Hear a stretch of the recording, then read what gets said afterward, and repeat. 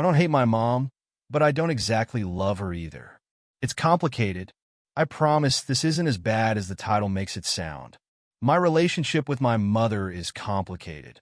I'm about to turn 30, and I recently started therapy again because as a therapist myself, I wanted to have someone I could also talk to. Another big reason I went back to therapy was because over the course of the last year, I realized there was a lot of childhood trauma that I still needed to heal from, most of it involving my mother. I'm not too worried about her ever reading this because I don't believe she or my dad are on Reddit. But most of my trauma from my childhood stems from my mother. One of the earliest memories I have of her is her yelling at me and spanking me. I know there are hot debates as to whether or not spanking is child abuse, but from my own personal experience, it is. I was afraid for so many years of my mother walking behind me, or even anyone for that matter, because she would hit me for no reason. And I wasn't even a bad kid. She just saw it as a way to control me. My mother was someone that was obsessed with having control over others. I think it came from her own traumatic upbringing.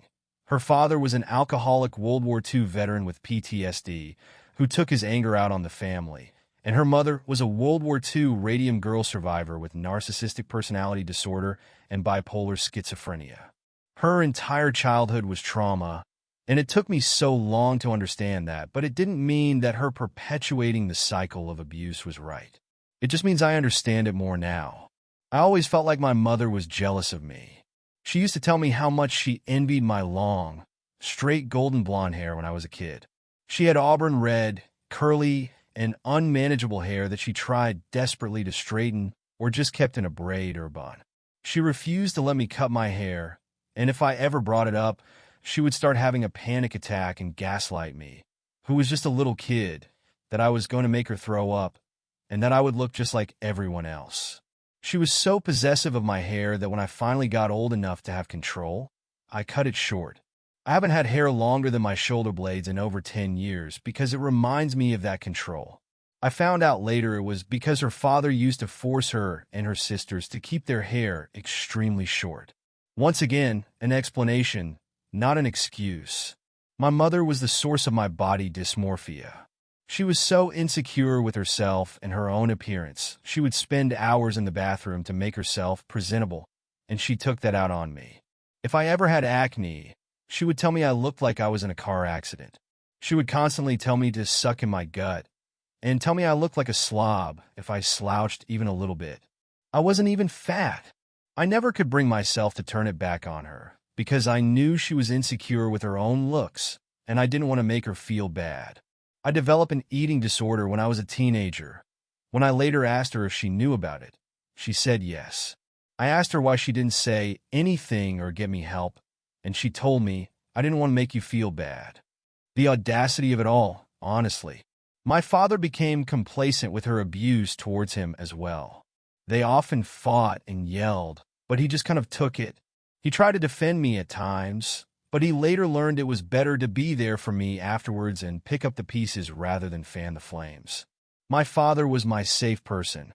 I spent most of my time with him, since my mother worked 3 p.m. to 11:30 p.m., and he worked from the early morning until about 2 p.m., so he was there for me after school. He drove me to karate class, to piano, to softball, and we ate dinner together almost every night. I know my mother envied and resented our strong relationship, and I believe she took it out on us, only further driving me away. When I first watched that infamous scene from Mommy Dearest, you know the one, I had to shut it off. It hit far too close to home.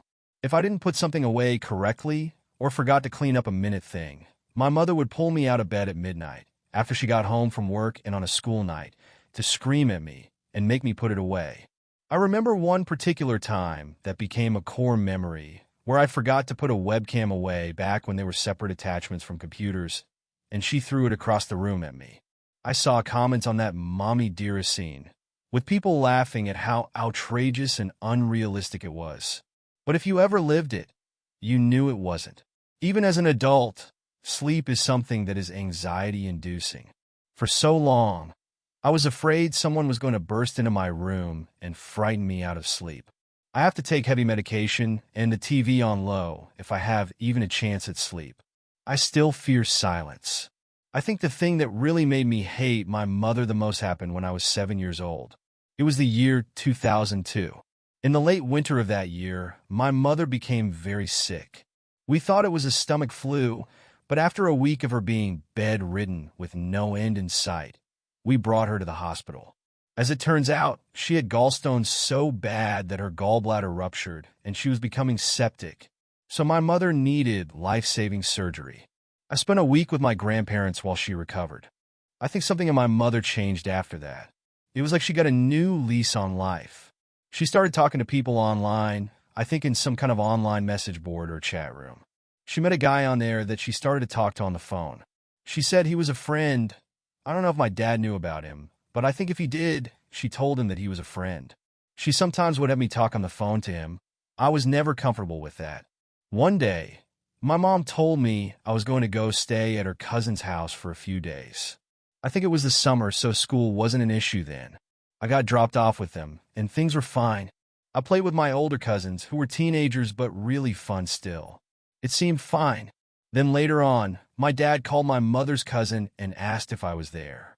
I remember her sounding confused and said yes I was, and she thought he knew. It turns out he didn't know where I was and said that both my mother and I were nowhere to be found. He was calling around to every family member he could before he filed a missing persons report. It turns out that my mother essentially kidnapped me and dropped me off at her cousin's house while she flew out to meet this guy that she was talking to. I remember after this, there was a lot of fighting and constantly chaos and yelling. I remember crying a lot. My dad was threatening divorce. My mom said she was going to move away with me to live with this guy. My dad said he would not stop fighting to keep me. I remember them sitting me down and asking who I wanted to stay with. I said I wanted to stay with my father. I mean, why wouldn't I? He never yelled at me, was always kind and doting, and he never criticized or hit me. I also told them I didn't want the family to split up. That's the only reason they stayed together. I don't know how my dad forgave her, but I know he saw a therapist for a long time after that. Well, over 10 years. I repressed that for a long time, but I finally asked my dad about it again when I was about 13 to 14 because I started having nightmares about it. He was honest and told me what happened with it all. And finally, I had a reason to say I hated my mother. It wasn't my dad's fault, though I know if she ever saw this, she would blame him. But it was her own fault. But she never took accountability for it. Even now, if I try to talk about the abuse or confront her, she deflects and denies it, even though my memories don't lie, and there were multiple witnesses. But I started fighting back. My teenage years were filled with anger, self-hate, depression, and suicidality. There were regular screaming matches between her and me. Every time I walk into my childhood home, I eventually get a migraine. It wasn't until talking with an old therapist that we were about to link this to trauma. We got better after I moved out for college. I wasn't forced to talk to or see her every day.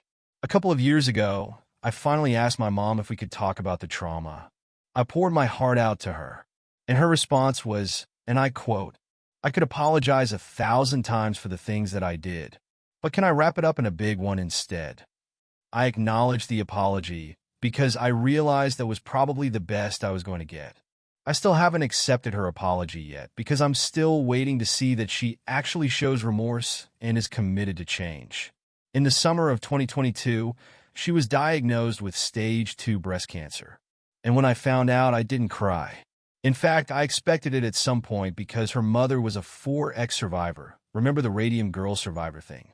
But I couldn't cry over it, and I felt like an asshole for not being able to. Most people cried upon finding out their mother had a potentially fatal illness, even if it was treatable like hers was. But I feel like I did my mourning years ago. I mourned the mother I never had, and the relationship I would never have with her like other daughters had with their mothers. I mourned my lost childhood, something that should bring up joyful nostalgic feelings, but was instead replaced with feelings of trauma, anger, and fear. My mother beat her cancer relatively quickly. By January 2023, she finished her final radiation treatment and was cancer-free. I could say that my mother is a cancer survivor. So I didn't have to feel too badly about not crying about it. But the thing is, I don't think I ever brought myself to fully hate her. I mean, she was still there for me and supportive of my aspirations.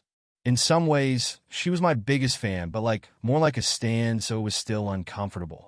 She accepted me when I came out as queer and non-binary. She loves my wife and calls her other daughter. That's why it's so complicated for me. I don't hate her, but I don't know if I exactly love her either. I mean, I do love her because she's my mother, but she's not my best friend. She's not even my friend. In fact, if she wasn't my mother and just someone I knew who treated me like she did growing up, they would be my worst enemy, probably someone I would have called my bully. That's why it's so complicated for me. I'm in the process of writing a book about my experience, my healing journey, and how I'm looking to break the cycle when I have my own kid. But I told myself I would never be able to publish it in her lifetime. That would be a nightmare.